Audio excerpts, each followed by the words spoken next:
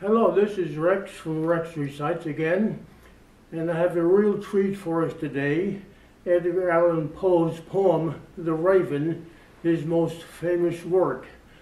But before we start, I think there are 2 or 3 terms that I should remind you of. The Pallas, P-A-L-L-A-S, was a goddess of wisdom, which figures in the play. And then we have the term Nepenthe, N-E-P-E-N-T-H-E, which is a kind of a drink that induces forgetfulness.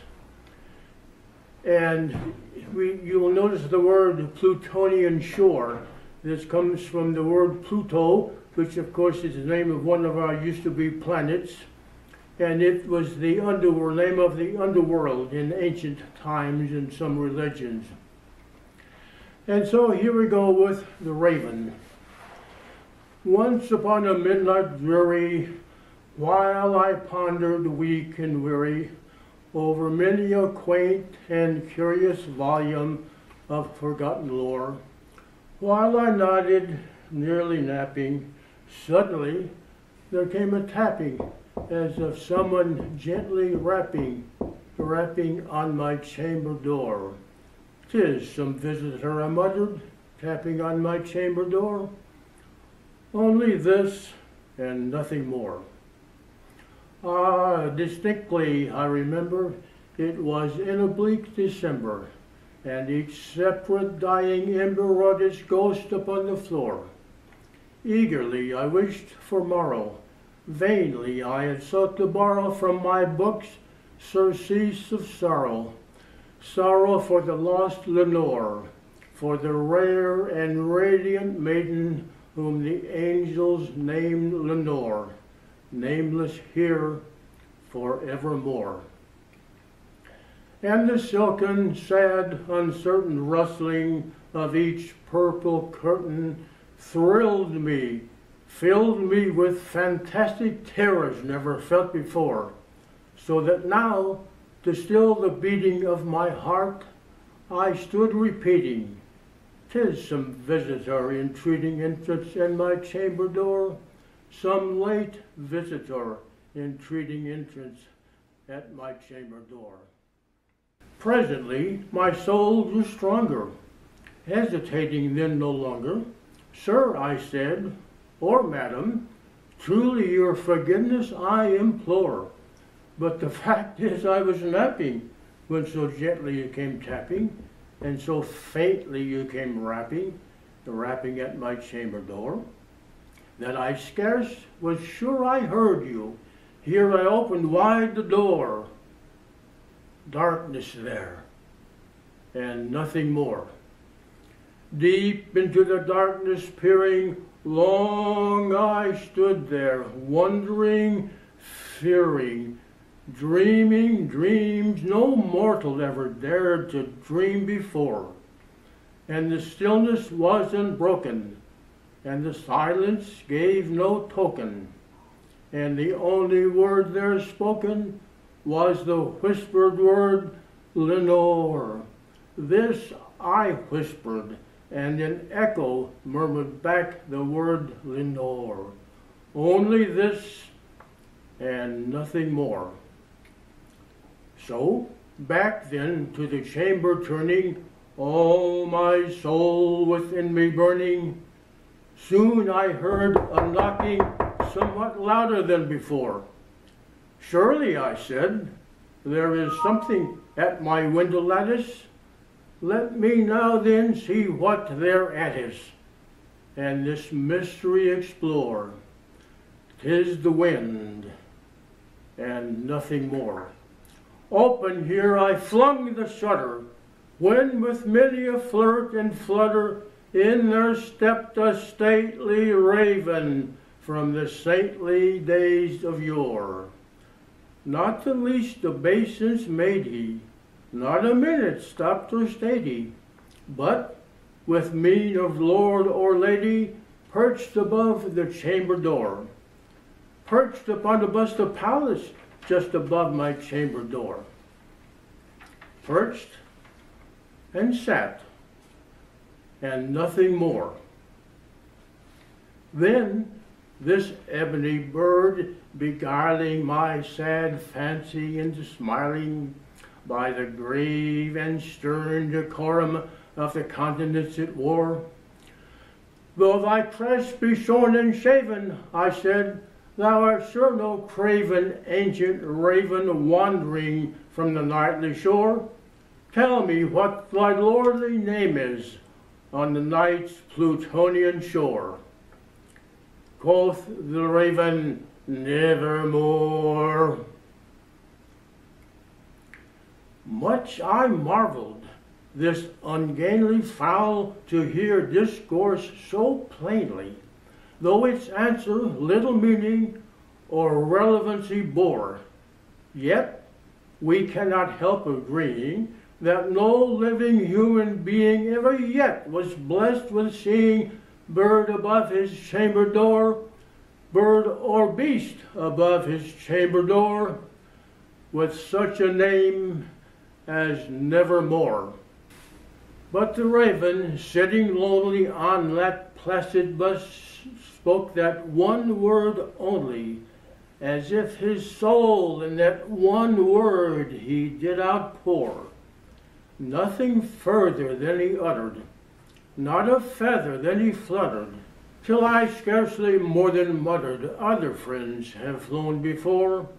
On the morrow he will leave me, as my hopes have flown before.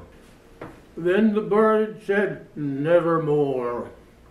Startled at the silence broken by reply so aptly spoken, doubtless, I said, what it utters is its only stock in store, caught from some unhappy master whom disaster followed fast and followed faster, till his songs one burden bore, till all the dirges of his hopes that melancholy burden bore, of never, nevermore.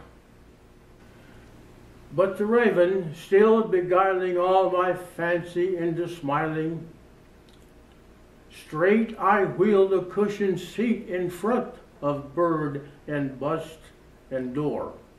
Then upon the cushion sinking, I betook myself to linking fancy unto fancy, thinking what this ominous bird of yore, this grim, ghastly, gaunt, and ominous bird of yore, meant by croaking nevermore. This I sat engaged in guessing, yet no syllable expressing to the fowl whose violet eyes now burned into my bosom's core. This and more I sat divining, with my head at ease reclining on the cushioned velvet lining, with the lamplight gloating o'er, on whose velvet violet lining, with the lamplight gloating o'er, she shall press, nevermore.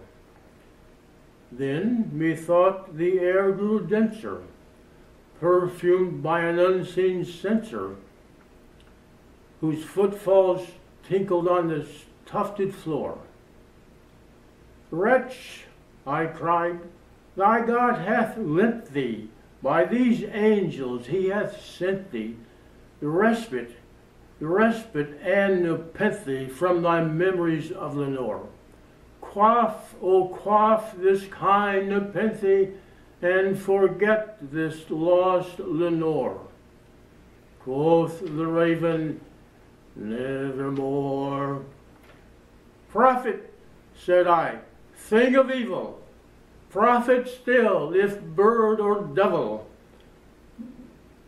whether tempter sent or tempest tossed thee here ashore, desolate yet all undaunted, on this desert land enchanted, to this home by horror haunted.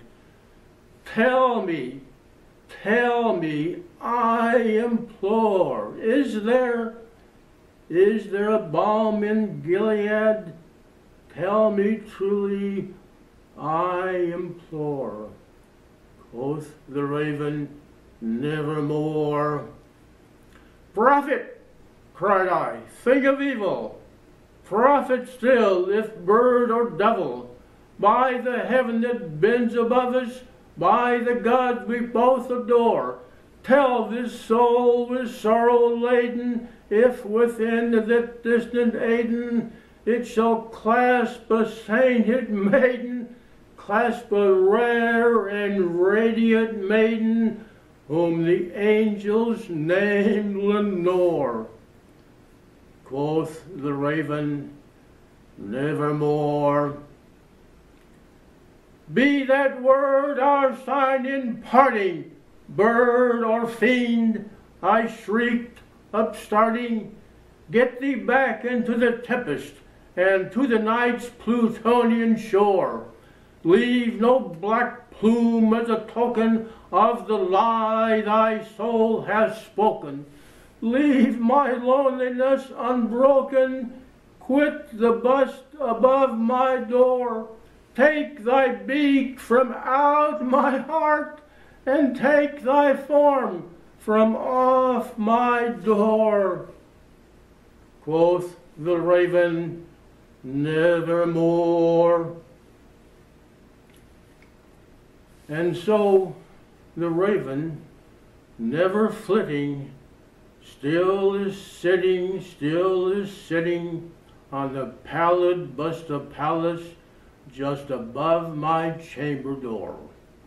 And his eyes have all the scheming of a demon's that is dreaming, and the lamplight o'er him streaming throws his shadow on the floor. And my soul from out that shadow that lies floating on the floor shall be lifted nevermore.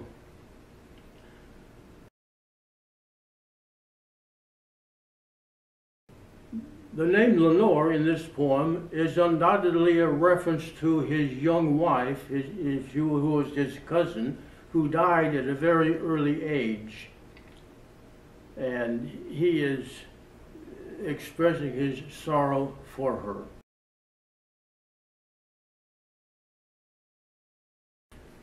And I thought that this poem would make a good video for the Halloween period. And if you have not yet subscribed, why, please do so below. So, this is Rex from Rex Recites. I hope you enjoyed the poem.